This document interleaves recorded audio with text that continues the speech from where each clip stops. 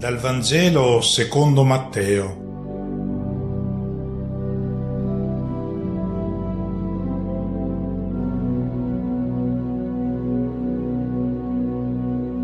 In quel tempo Gesù fu condotto dallo Spirito nel deserto per essere tentato dal diavolo. Una buona domenica a tutti. Il diavolo è sempre rappresentato come mostruoso, orrendo. Ma se il tentatore è davvero così, come si spiega che tanta gente gli dà retta? No, il maligno riesce a sedurre perché si presenta bello, avvenente.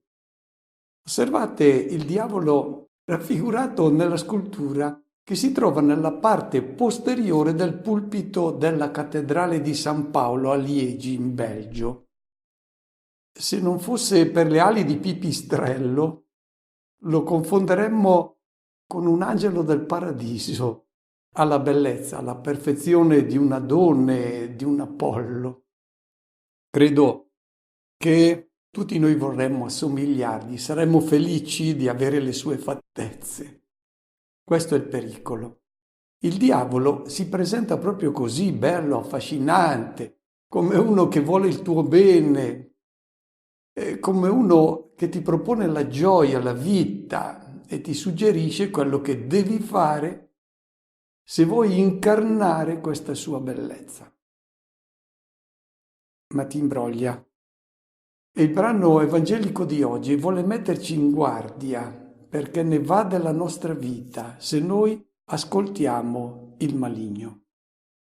Ci imbroglia perché la sua è una bellezza effimera, in realtà è un fallito e porta alla rovina coloro che gli danno retta. Osservate alcuni dettagli di quella scultura. È legato a una catena, è prigioniero e chi lo ascolta diventa come lui, uno schiavo, legato alla catena delle proprie passioni, dei propri vizi, dei propri successi illusori.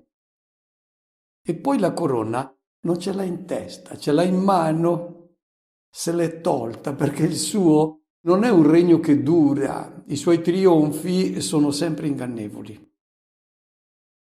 Poi osservate anche, lo scettro è spezzato, metà è in mano e metà è ai suoi piedi e c'è anche una mela morsicata che richiama il suggerimento che lui dà sempre: fa quello che ti piace, sii il Dio di te stesso, ma il sapore del peccato è sempre amaro e alla fine ti lascia disgustato.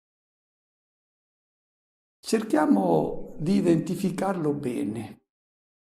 Non è il diavolo un mostriciattolo, un essere spregevole che il Padre del cielo lascerebbe inspiegabilmente libero di fare del male ai suoi figli. Se così fosse, noi gli chiederemmo di incatenarlo negli abissi e poi di sbarrare questi abissi con 7 porte e di chiuderli con 7 catenacci. Perché non lo fa? Era l'obiezione questa che io facevo alla suora catechista quando ero bambino. E lei rispondeva con molta semplicità perché il Signore lo lascia sfogare adesso perché poi dovrà soffrire tanto per tutta l'eternità. E chiaramente questa spiegazione non mi convinceva. Dio non può incatenarlo con 7 catenacci perché il maligno è parte di noi stessi, è presente in tutti noi. È quella voce folle che ci dice: guarda che bello essere autoreferenziali nelle scelte morali, fai quello che ti piace, che ragione c'è di sapere cosa ne pensa Dio. E Dio esiste per i minorenni, per chi vive ancora nel Medioevo. Quando uno cresce, fa di testa propria, non ha bisogno di Dio. Questo è il maligno. Colui che ci dà questi suggerimenti, ma è parte di noi stessi questo maligno. Lui ci dice che Dio è un impedimento alla realizzazione della nostra vita, sono la scienza e la tecnica che devono decidere le scelte da fare. Sono la scienza e la tecnica il punto di riferimento, il vero Dio, il resto è creduloneria. È così che la parola del Signore non è più recepita come un suggerimento amorevole di un padre che ci vuole felici, ma come un'imposizione gravosa, arbitraria, immotivata. Diavolo, diabolos in greco, viene dal verbo diaballo, che significa colui che si mette di traverso, colui che intralcia il rapporto d'amore fra l'uomo e Dio. È la forza del male che rovina l'uomo, è forza che poi si incarna anche in strutture, in persone, in cose. Nel Vangelo c'è una incarnazione di questo maligno in Pietro, che si mette di traverso, vuole impedire a Gesù di percorrere il cammino che lo porta al dono della vita, vuole sbarrargli la strada. E notiamo che Pietro si presenta come amico, gli dice non andare a Gerusalemme perché vai a finire male, tu devi avere successo, essere grande e potente. Il maligno ti inganna perché pare che stia proprio dalla tua parte, che voglia il tuo bene, e tutti gli appartenenti al genere umano devono mettere in conto un conflitto interiore fra una forza che lo porta lontano da Dio e uno spirito che ci viene donato dal Signore che lotta contro questa forza negativa perché lo spirito ci vuole unire al Signore. È ciò che Paolo dice al capitolo 5 della lettera ai Galati: la carne ha desideri contrari allo spirito e lo spirito desideri contrari alla carne. Queste due realtà si oppongono a vicenda. La carne è proprio questa forza del male di cui dobbiamo tener conto. E Gesù, che è un uomo come noi, non ha fatto eccezione. Anche lui ha sperimentato questo conflitto interiore. E come presentare in una pagina di catechesi questa esperienza della tentazione che per Gesù come per noi è durata tutta la vita. Le comunità cristiane delle prime generazioni hanno sintetizzato questa esperienza che anche Gesù ha fatto, questo conflitto tra le forze del bene e le forze del male, l'hanno sintetizzata in 3 parabole. Ascoltiamola prima. Dopo aver digiunato 40 giorni e 40 notti, alla fine ebbe fame. Il tentatore gli si avvicinò e gli disse: «Se tu sei figlio di Dio, di che queste pietre diventino pane». Ma egli rispose: «Sta scritto, non di solo pane vivrà l'uomo, ma di ogni parola che esce dalla bocca di Dio».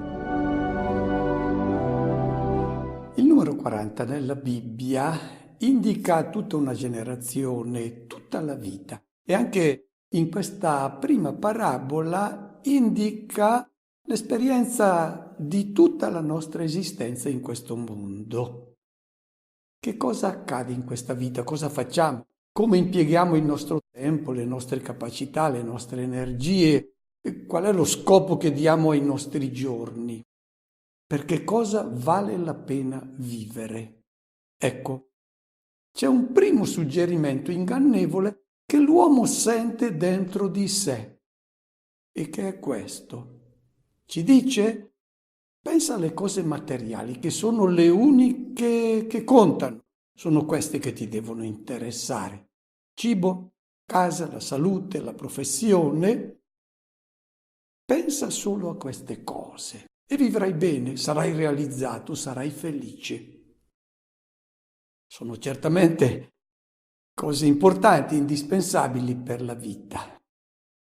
Sta attento però, perché questa forza diabolica, questa pulsione maligna, ti porta a pensare che solo questo conti nella vita e ti dice: lascia perdere tutto il resto, tu sei realizzato quando stai bene, quando puoi alimentarti di tutto quello che ti piace. La tentazione: se sei figlio di Dio, cioè se vuoi essere un Dio, usa la scienza e la tecnica per produrre questi beni materiali. Non hai bisogno d'altro tu per essere felice. Tua identità è quella del superuomo. Tu sei un Dio se produci questi beni. Valore, il successo delle persone, in questo contesto, in questa mentalità, è misurato da ciò che producono. Quando non producono più, non significano più nulla. Sono emarginate, non contano, non sono persone di successo. Il pane di cui parla questa parabola indica tutti questi beni di cui abbiamo bisogno per vivere e non ne possiamo fare a meno. Sono certamente importanti al punto che nella Bibbia il verbo mangiare, achal, ricorre 910 volte. Ogni pagina della Bibbia ha questo verbo e si mangia continuamente. L'uomo ha bisogno di questo necessario per la vita e Dio vuole che l'uomo sia sazio e gli ha preparato un banchetto che, se è gestito bene, avrà sempre cibo a sazietà, tutto il necessario per la sua vita biologica. Però attenzione, questa forza maligna ti porta anche a non accontentarti di ciò che è necessario, il pane necessario, ma ti spinge ad accumulare sempre di più, come se per vincere la morte, per trattenere la vita, bastasse avere questi beni materiali. E si finisce poi nell'accumulo per cui c'è chi vive nel lusso, nello sperpero, e chi è nella miseria e ha fame. Ma ci chiediamo: basta il necessario per la vita biologica, quella vita che noi abbiamo in comune con le piante e con gli animali? Basta questo per sentirsi pienamente realizzati come uomini? Eccola la risposta che Gesù dà a questa pericolosa tentazione, perché se tu la segui non diventi pienamente uomo. La risposta di Gesù: sta scritto, non di solo pane vivrà l'uomo, ma di ogni parola che esce dalla bocca di Dio. Significa, tu non hai solo la vita biologica, ti è stata data un'altra vita che è quella che ti rende realmente e pienamente uomo. Il resto è ancora preumano e questa vita divina va alimentata con un altro pane che non è quello materiale. È il pane della parola di Dio. Se non ti fermi a riflettere alla luce di questa parola per cercare il senso della tua vita, tu non sarai pienamente all'uomo. Siccome l'uomo ha bisogno delle cose per vivere, la tentazione è quella di vivere per le cose. Il denaro, il pane, la professione sono cose buone, purché non diventino l'assoluto. Il Vangelo ci dice che l'uomo è più grande delle cose. Se perdi la testa per le cose materiali, se le consideri l'assoluto, rimarrai deluso, perché finiranno poi per non saziarti, perché tu sei fatto per l'infinito e queste cose materiali non sazieranno mai questo bisogno che tu hai di una vita che va al di là di questa vita biologica. Ti renderai conto che sei andato ad attingere acqua a pozzi che un giorno vedrai seccare, e seccherà la tua ricerca del piacere, seccheranno i tuoi successi professionali. Se tu hai puntato tutto su questo per dare senso alla tua vita, ti renderai conto che tutti questi pozzi seccano e rimarrai con la tua sete di gioia infinita che nessuna realtà materiale riuscirà mai a saziare. Ci possiamo ingannare, quindi, nel modo di rapportarci con le realtà materiali, quelle al di sotto di noi, considerandole l'assoluto. Ma possiamo sbagliarci anche nel modo di rapportarci con chi sta sopra di noi, con Dio. E allora ecco la seconda parabola. Il diavolo portò Gesù nella città santa, lo pose sul punto più alto del tempio e gli disse: «Se tu sei figlio di Dio, gettati giù. Sta scritto, infatti, ai suoi angeli darà ordini a tuo riguardo ed essi ti porteranno sulle loro mani, perché il tuo piede non inciampi in una pietra». Gesù gli rispose: «Sta scritto anche, non metterai alla prova il Signore Dio tuo». Se sei figlio di Dio, è il tentativo del maligno di insinuare nella mente e nel cuore dell'uomo il dubbio che Dio ti voglia bene o addirittura che Dio esista, che tu abbia un altro padre oltre al padre che ti ha dato la vita biologica. E allora ecco il dubbio, l'interrogativo. C'è qualcuno al di sopra di me o sono solo in questo mondo? Se penso di avere soltanto un padre biologico, io mi ripiegherò sulle realtà materiali di questo mondo come fossero l'assoluto, l'unico pane per l'unica vita. Ecco il dubbio che il maligno tenta di insinuarti. Sei proprio sicuro che questa vita materiale non sia l'unica tua vita? Eccola la tentazione. Guarda che forse non c'è nessuno a cui tu interessi. E allora, se c'è qualcuno al di sopra di te, allora dia la prova che esista e che ti ama, che dimostri la sua presenza e il suo amore compiendo miracoli in tuo favore. Dio, infatti, ha promesso di custodire il suo fedele, come afferma il Salmo 91, che viene citato nella tentazione. Ai suoi angeli lui darà ordini a tuo riguardo ed essi ti porteranno sulle loro mani, così il tuo piede non inciamperà in una pietra. Dio allora si è impegnato a proteggere la tua vita attraverso i suoi angeli. Ed è vero, Dio ha posto al nostro fianco i suoi angeli che sono i mediatori delle sue tenerezze e dei suoi favori. È qui che entra il rapporto di fede adesso con Dio. La fede è ragionevole, la nostra mente deve essere sazia, ma a un certo punto la ragionevolezza si ferma ed entra in gioco la fede, lo slancio di amore fra le braccia di colui che ho capito che esiste e che mi ama. E chi sa di essere amato non chiede prove, perché una simile richiesta contraddice l'amore, è una chiara manifestazione di sfiducia nell'altro. Io so che ho un padre al di sopra di me, ho capito che lui mi ama e non ho bisogno di chiedere alcuna prova. So che lui con i suoi angeli sta al mio fianco e vuole che io sia felice. Eccolo il rapporto sbagliato con Dio, la tentazione del miracolismo, il ricorso a Dio affinché faccia ciò di cui noi siamo chiamati a fare con le immense capacità che lui ci ha messo a disposizione. Quando entra il miracolismo, allora la religione diventa superstizione, magia, e questi sono dei velati tentativi di impadronirsi delle forze sovrumane per metterle a nostro servizio. Non è più fede questa.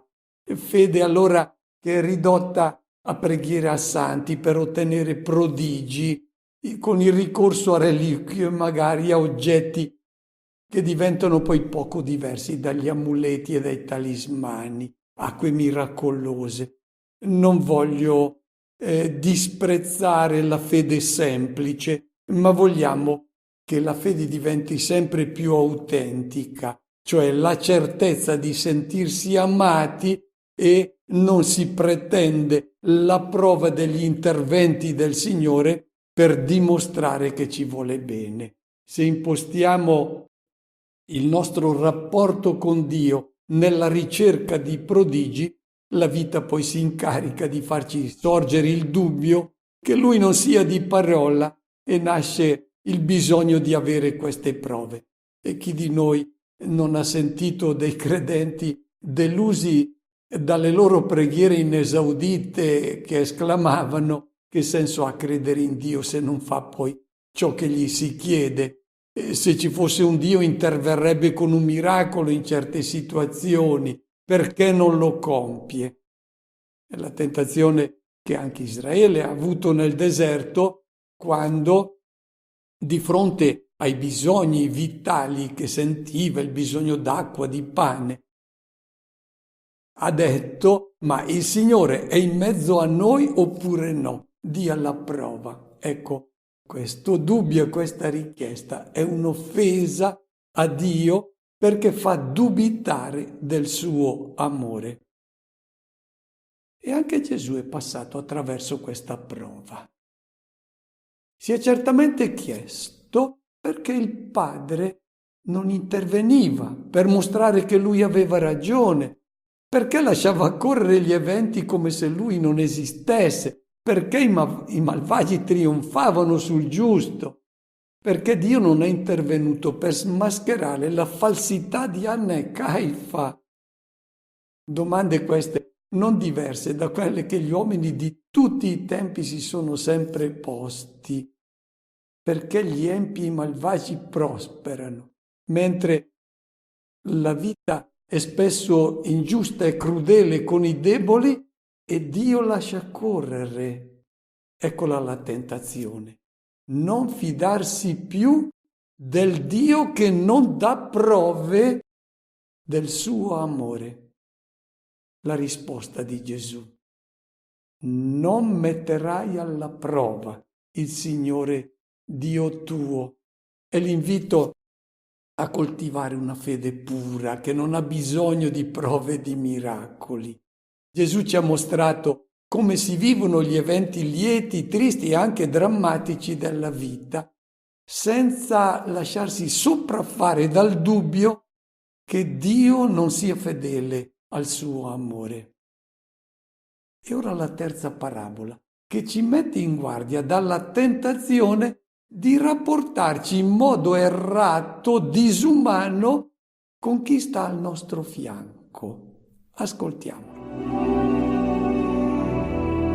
Di nuovo il diavolo portò Gesù sopra un monte altissimo e gli mostrò tutti i regni del mondo e la loro gloria, e gli disse: tutte queste cose io ti darò, se, gettandoti ai miei piedi, mi adorerai.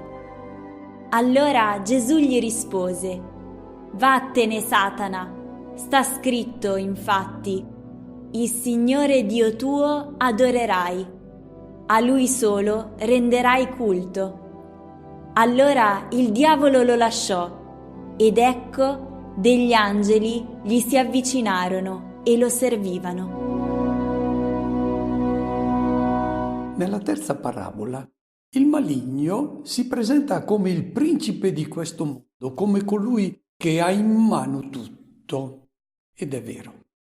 Qual è la logica che regola i rapporti fra le persone, i popoli, le nazioni? Proviamo a riflettere.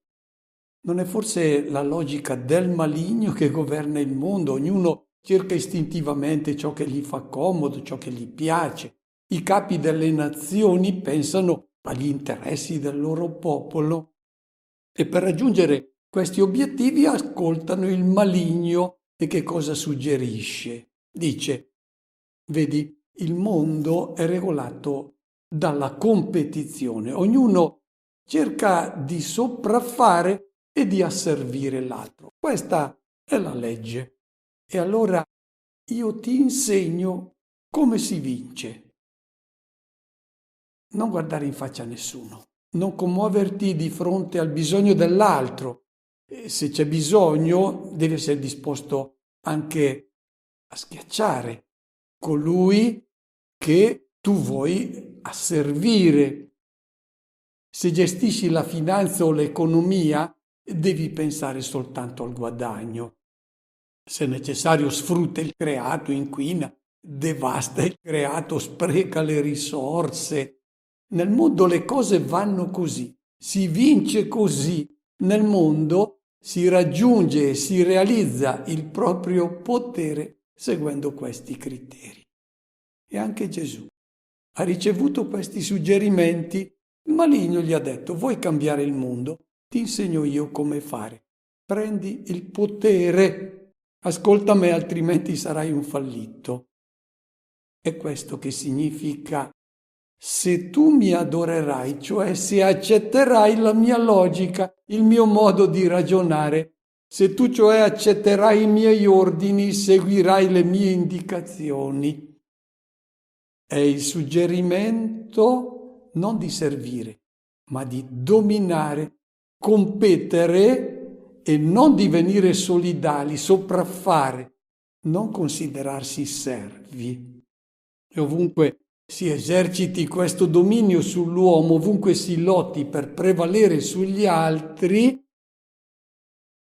ogni volta che qualcuno è costretto a inginocchiarsi, a inchinarsi davanti a un suo simile, lì è all'opera la logica del maligno. Come ha risposto Gesù a questa proposta che il maligno gli ha fatto e che è la proposta che viene fatta a noi, perché l'alternativa è scegliere fra il servire e asservire l'altro. Gesù ha detto: vattene, Satana. Il Signore tuo Dio tu adorerai e soltanto a Lui renderai culto. A Gesù non mancavano le doti per emergere, per raggiungere il potere politico, religioso. Era intelligente, lucido, coraggioso e poi sapeva anche incantare le folle. Avrebbe certamente avuto successo, ma a una condizione: che adorasse Satana, cioè si adeguasse ai principi di questo mondo, entrasse in competizione. Ha fatto la scelta opposta. Si è fatto servo. È l'agnello che ha dato inizio al regno di chi si fa agnello insieme con lui e dona la vita per amore. Questo è il regno destinato a durare. Questa è la corona regale che non verrà mai tolta dalla testa. Questa è la vita di chi è realmente libero, libero di amare. Auguro a tutti una buona domenica e una buona settimana.